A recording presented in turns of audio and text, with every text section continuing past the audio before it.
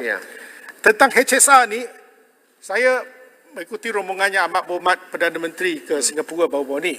Dan saya pun heran yang Berhormat kata ada orang lain, tapi yang hadir ialah Menteri, Perdana Menteri, Menteri Kanan MITI, Menteri Luar dengan saya saja.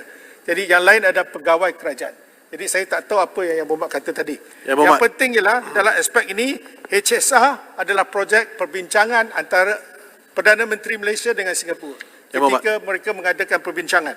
Apa yang saya nak beritahu ialah semasa kenyataan rasmi yang dibuat oleh kedua-dua Perdana Menteri, mereka melihat yang mana yang amat berhormat Perdana Menteri Singapura sendiri berkata perkara ini dibincang dan pihak mereka sedia dengan hati terbuka berbincang balik kerana perkara ini sebenarnya telah amicable resolve sebelum ini. Jadi apa yang berlaku ialah kenyataan dibuat selepas itu dan kita belum ada mesyuarat Jemaah Menteri lagi. Jadi pada hari Jumaat saya jangkakan Perdana Menteri akan laporkan kepada Kabinet dan apakah hasil pertemuan empat mata antara dua Perdana Menteri. Ya, Berhormat, saya yang telah tanya masa perbahasan, saya yang telah tanya sama ada Yang Berhormat Pekan dibawa bersama-sama untuk buat sebarang rundingan. Ada gambar yang tular dalam media sosial. Saya tak nak buang masa kerana bukan buang masa. Ini parlimen. Kami nak jawab, kami perlukan jawapan. Adakah Yang Berhormat mengatakan dah jawab dengan jelas yang pergi 4 orang tak ada Yang Berhormat Pekan. Kan hanya tumpang glamour saja ke Yang Menteri? Pekan tidak hadir. Saja. Maksudnya Pekan memang tidak hadir. Saya berada di situ pada jam 11.30 sampai habis pukul 3. Kita 4 menteri saja. Jadi saya tak tahu yang ke mana datangnya. Yang Berhormat kata tu siapa yang orang lain yang pergi, tak ada. Cuma 4 orang menteri termasuk pegawai kanan. KSU MOT, KSU Kementerian Luar. Wisma Putra saja.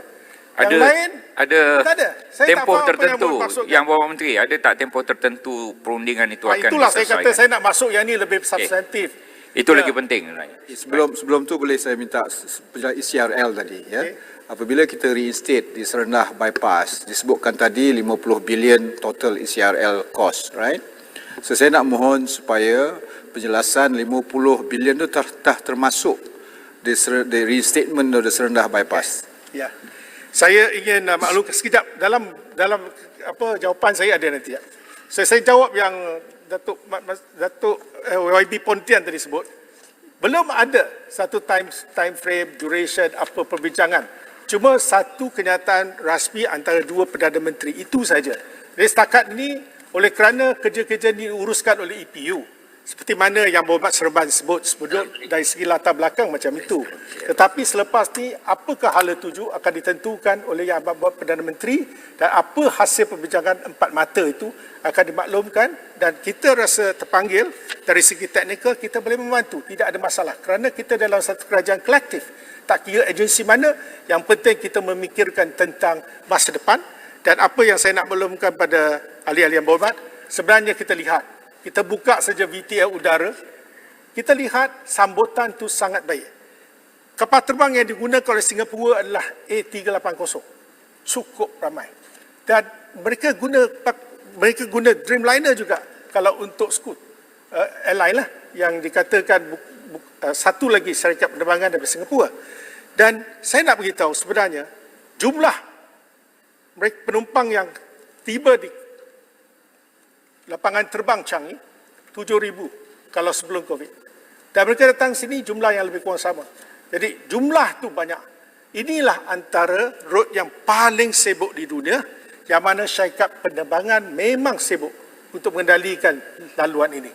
Jadi saya rasa dari segi hubungan antara dua bandaraya ini, kita nampak pasaran dia ada dan bagaimana kita nak lihat perancangan teknikal ni satu perkara yang mungkin mengambil masa dan kita akan dengar apa juga keputusan yang dibuat oleh Kabinet nanti. Ya.